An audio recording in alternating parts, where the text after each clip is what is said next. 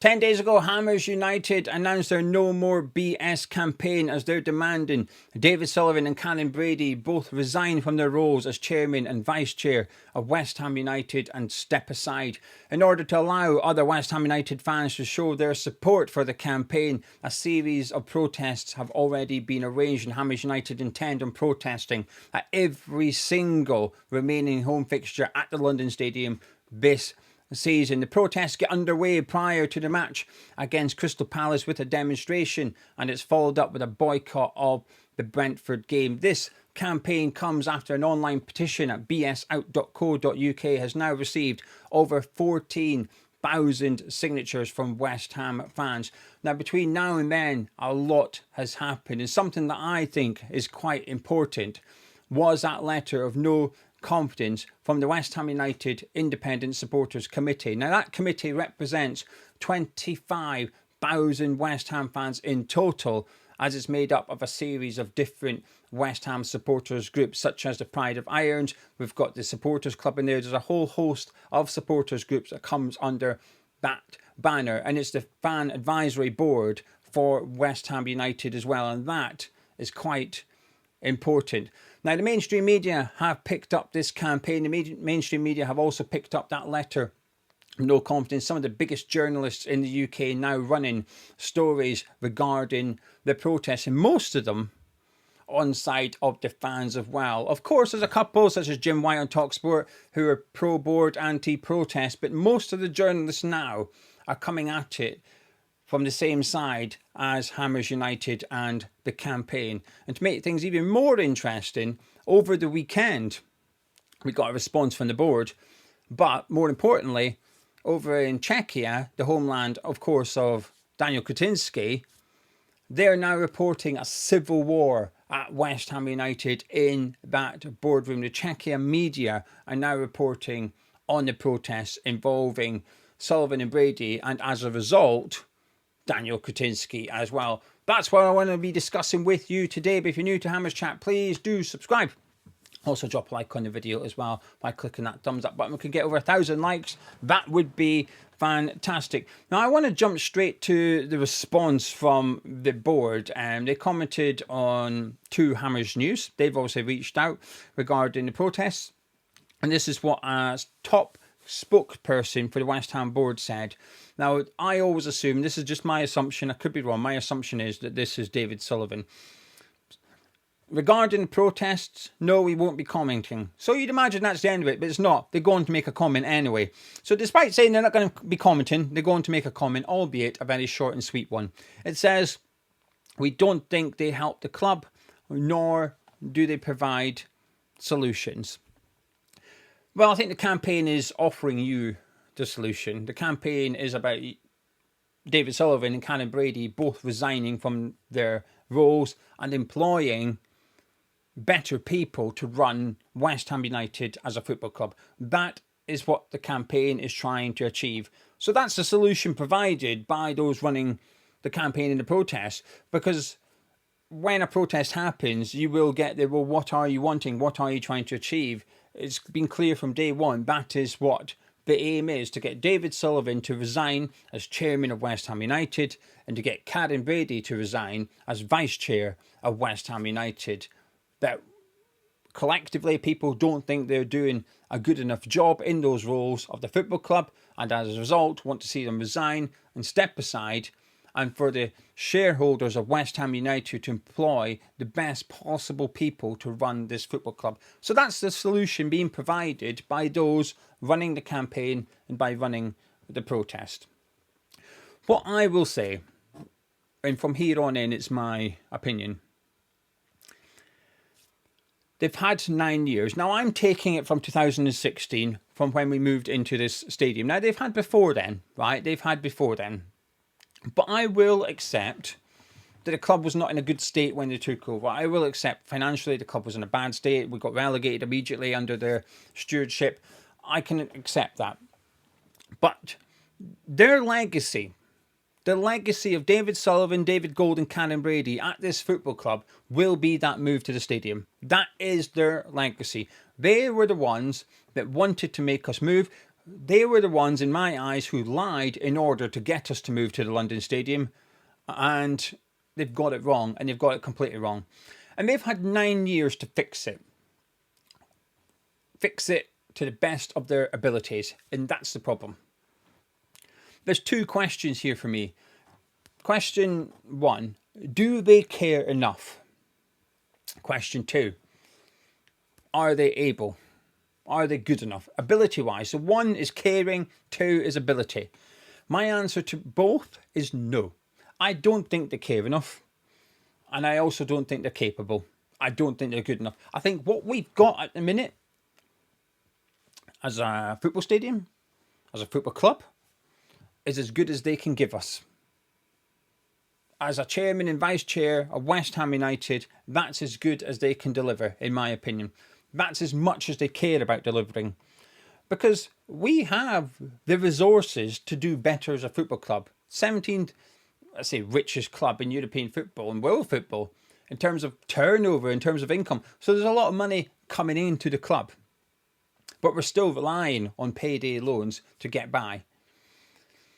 And when you look at the club and you compare it to other Premier League clubs, and you want to go to the very top and look at Spurs, obviously they've had a big change at board level over the last few days.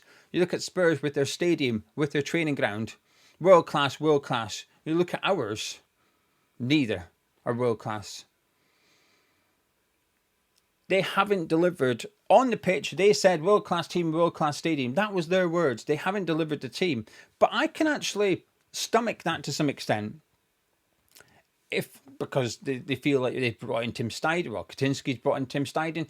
He spent a lot of money badly, and that's the reason. That if that's their opinion, again, I'm not saying I subscribe to it, but if that's their opinion, I can stomach it and say, right, okay, fair.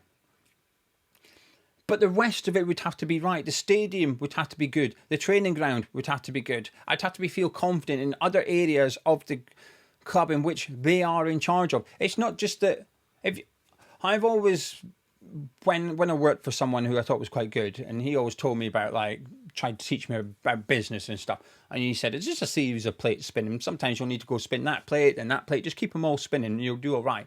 And I've always tried to look at it like that a little bit as a football club, whether, your plates, the training ground, the stadium, the academy, the playing squad, so on and so forth. And if they were excelling in all the areas, bar the one that they felt someone else was in control of, I could say that's kind of their fault, but not totally their fault. I could accept it. But we're not. We are struggling, and we've been poor in areas that they are 100% in control of. I want to go back to 2016, because I think this is important, and this is why the letter of no confidence is important to me. In 2016, when we first moved into the stadium, the reaction was bad from most West Ham fans, or a lot of West Ham fans. It wasn't what we expected. It wasn't what we were sold. You've all seen the clips of David Gold outside, in Upton Park. Going, oh yeah, we won't move unless the stands are this close, and we turn up, it's a mile away, right? Misled at best. But there was a lot of discontent. Stewards were fighting with fans on a regular basis when we first moved into that stadium, because, again, the migration was not handled well by the board of West Ham United, because, and I go back to it, they just didn't care enough. They didn't care. They did not care that Bobby Moore Lure at Upton Park stood, and therefore the Bobby Moore Lure at the London Stadium should also stand. They didn't care. They thought, no, everyone will just sit down. There was just a lack of awareness, but most importantly for me, they just did not care enough. So when people turned up at the Bobby Moore Lure in the London Stadium for the first time, you had those that stood at Upton Park standing. Then you had new people that didn't know that you had to stand in the Bobby Moore Lure, sitting down, complaining that people were standing. Then you had the stewards telling everyone to sit down, and naturally people turned around and said, no, we this is the Bobby Moore Lure. We stand. Go away. And it escalated. And also stewards were sent in to make people sit down. On the other side of the ground, this is how bad it got. In the Sir Trev lower, block 125, behind the goals next to away fans, there was literally what I can only describe as a hit squad. And if you Google it, you'll see the pictures of, 12, 15 men that looked like UFC fighters. Massive men, right? Huge. Dressed in black combats, black cargo trousers, black caterpillar boots, tight tops and gloves. They were kitted out as a riot squad, right? If you Google it, you will see people took pictures of them, and rightly so. I can't remember what they're called. I'm going to call them a hit squad. I think they were called something else at the time. And their purpose was to drag people out of that stand. And they did. They went in there, and people that were standing refused to sit. They were grabbing them and dragging them out of that lower tier. That was organised by, if not the club, the London Stadium, with the club's knowledge. That's how bad it got. So in 2016, the head of media at West Ham at the time, Max, who now works for Wolves, reached out to various people. We were included. It wasn't just YouTube channels. There was podcasts, YouTube channels, blog sites, fanzines. And his idea was, you guys have your finger on the pulse. That was a phrase he used. So you should know what fans are saying. So can you come in and just help us? And we did. We went in to try and help the club, to speak to the club and say, well, this is what we think. This is what we've heard, blah, blah, blah. And there was no benefit for people. I didn't do this as a job back then, but I think one or two people did their websites as a job back then. But for the majority in that room, it was a day off work, and then you pay for your travel and stuff. I came down from Aberdeen for it. The club didn't offer any reimbursement for expenses. Not that I wanted it, not that no one asked for it, but my point is, people took time off work and spent their own money to go there with the intention of trying to help improve the experience at the London Stadium. The ideas were just dismissed, and they were used. Some of them were used at a later date, but giving credit to whatever the group was called at the time. The club have to liaise with fans, so they build their own supporters group. They decide who's on it, and then they bring them in now and again for a meeting. And they said, "Oh, we're doing these things at the club, at the stadium now, because this group have suggested." And it wasn't that group that suggested it, was ourselves. But it wasn't that big a deal, because it was to try and help the club. Now, I have a lot of sympathy for anyone that tries to help West Ham United, because people still do today, and I get it, right? Would I go back? Not a chance, because all I got was grief, right? I wouldn't go back again to help the club, because I've tried and failed. And they don't care enough. They just don't care enough. I wear hearing aids. I am better at listening than they are. That's how bad they are at listening. They're terrible at it, because they don't care enough. You felt like a bit of a mug actually attending that, because it was a case of, oh, well, we've held meetings and this is what they want. Actually, it wasn't what anyone wanted. No one said that. It just used it as a human shield to hide behind a little bit. And we copped a load of flack for it, which I understand, by the way. I understand why people were annoyed with us, saying, well, what are you doing? My point is, today, those groups that come under the Independent Supporters Committee give up their time, they give up their money, they do everything they can to make it a better place for match-going fans. And they always will, because these groups have to exist. And I'm referring to the likes of Pride of Irons. They have to exist. It's part of the Premier League's rules. So these groups are powerful, because West Ham don't have to liaise with YouTube channels and podcasts and fanzines and blog sites. And I don't think they should, personally. I don't think they should. And they don't. As far, best to my knowledge, they don't. But they have to engage with those other groups. So for them to send a letter of no confidence, I think, is significant. And I was pleased to see it. I was really, really pleased to see it. I was reassured to see it as well. Because the club buried their head in the sand. And I think they still are. When I seen that comment out over the weekend, which is, oh, we're not going to comment on it, it's not very helpful, I thought, that is your attitude, though. That's been your attitude from day one. You might as well just say, I don't care. Because back in 2018, and it wasn't the Burnley match, it was prior to that. And I can't recall exactly which event it was, whether it was one of the initial marches, whether it was one of those games where we got beat and the away fans were chanting about Sullivan and Brady and gold. I can't remember exactly, but I remember something occurring, and David Gold was genuinely surprised. Now, he shouldn't have been, because it had been going on for ages. A lot of people had been complaining for ages, and it had been building up. But then, I think it was maybe an away game, I want to say Watford or something. And it was that song about Gold and Sully, Lies, Lies, Lies. And I think Gold was like, what's going on? And the problem was those around him just didn't tell him. He was completely unaware. And I think he cared. I think Gold cared. Maybe not enough, but I think he cared. Because he was a West Ham fan. But my point is, he was just completely unaware. So when the board have replied, the top spokesman's replied to Hammers News, the good thing is, it means they're aware of it. It means they're aware there's protests being arranged. Because, go back, I don't think they've always been aware. And I don't think they've always cared. And I still don't think they do care. I think what we've got today as a football club comes down to my two questions. Are they good enough? Do they care enough? And I think as a result of those two things, that's why we've got what we've got. They've had 9 years to sort, I say the stadium, but just everything. The training ground, the playing squad, whatever it is, they've had 9 years since moving.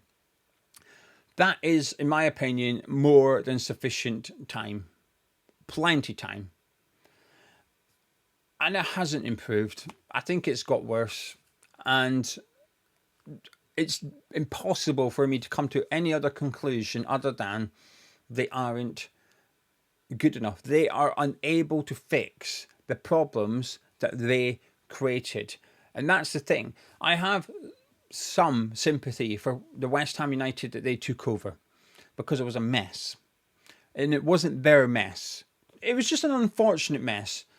The world economy crashed overnight. Biscuit Man lost not everything, but he lost his wealth. It was just unlucky on his part. Who knows what could have happened if we kept Biscuit Man? I enjoyed it under Biscuit Man. I was hopeful. So they came into a car crash. But from the stadium on, it's no one's mess but their own. There's no Biscuit Man to blame. There's no crash of the world economy to blame. The only thing they can blame is their greed. But they went to that stadium, in my opinion, with a purpose of making extra profit out of West Ham United. And they will get it. When they sell up, they will make significant sums of money on West Ham. The only people they can blame, in my opinion, is who looks back at them when they look in the mirror. And I think sometimes there's a lack of that, a lack of self-reflection on their part. And I think today, I would not be surprised if they were to have a meeting and you were to sit in there and listen. You were a fly on the wall. I would not be surprised if the tone was, what are they complaining for? Look how good they've got it. They've got the stadium. We're in the Premier League. We won a European trophy.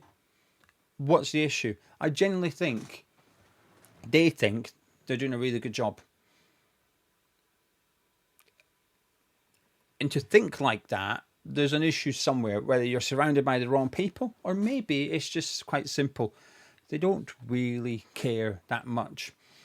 And I don't think they do, because like I said, I go back to 2016 where we sat there. Now, for clarity, Gold and Sullivan were not present. Karren, Brady was. Other board members were. But they might as well in that meeting have said, we're not really arsed. What are you complaining for? Because that was some of the attitude. Some of it was like, standing up and Bobby, why would you want to stand up and watch a game of football? Couldn't think of anything worse. That was genuinely the response we got. Unaware, detached, lack of awareness, just lack of caring. But the Czech media is now running with the Daniel Kretinsky thing. I think that's a good thing. Any pressure is good pressure as far as I'm concerned. The mainstream media are running with it. And like I said, I feel like a lot of them are criticising the board of West Ham, and a lot of them are sticking to, see, I and many other people like we are emotionally driven when it comes to West Ham. Of course we are. We love the club. It's our club. We're fans. Emotionally it hits us, right? But for a lot of the journalists, they don't have any attachment to West Ham at all. They're completely emotionless. So you could argue, and I think it's a fair argument, that their version, although perhaps not as knowledgeable as West Ham fans, because we will remember every quote from Brady, Gold and Sullivan. We remember everything. Every little thing they say, every little promise they've made that they've not fulfilled. We remember it all. I think it's unfair to expect journalists to remember every single thing. But they're neutral. They're looking at it without emotion. And when they're doing that, and they're sticking to the facts, and they're sticking to statistics like money, and they're still siding with the fans, and they're going against the board, that speaks volumes to me. Someone who has no attachment to West Ham still think the board of West Ham are doing an insufficient job. I think that's significant. But I think the most significant thing is the West Ham United Independent Supporters Committee sending that letter of no confidence, because whilst I think the board can and will do their best to ignore as many West Ham fans as they can't ignore that letter, because it's come from groups that the club have to liaise with. They have to listen to them. So when they're saying, we've got no confidence in you, that is powerful and that is significant. So well done to them. To be a group, you've got to represent those within your group. They're representing 25,000 people, and they've got to do what the majority wants. And if the majority says letter of no confidence, that's what they've got to do, and they've done it. That's important. That's integrity as far as I'm concerned, and I like it a lot. Anyway, that's the latest goings on in terms of this. The Czech media labelling it up as a civil war as we get closer to that game against Crystal Palace, where we'll have the demonstration on the other side of the ground from Stratford, the other side of the ground. Outside, it's the road that the directors will drive down in order to get into the stadium. So everyone there demonstrating, Brady, Sullivan will have to drive through those people in order to get into the car park. Anyway, thank you very much for joining me. Thank you very much for putting up with me. My conclusion is, you can probably guess it, I don't think they care enough, and I don't think they're good enough. I know people don't like us going on about the stadium. I get it. I do my best to shut up about it as much as I can, but then when people say, can you discuss, it's difficult, right? But I do my best to not go on about it too much. But I think it's important here because it's their legacy. It's what they wanted. It's what they've delivered. And I think that stadium represents the stewardship of West Ham United under Karren, Brady and David Sullivan. Not good enough.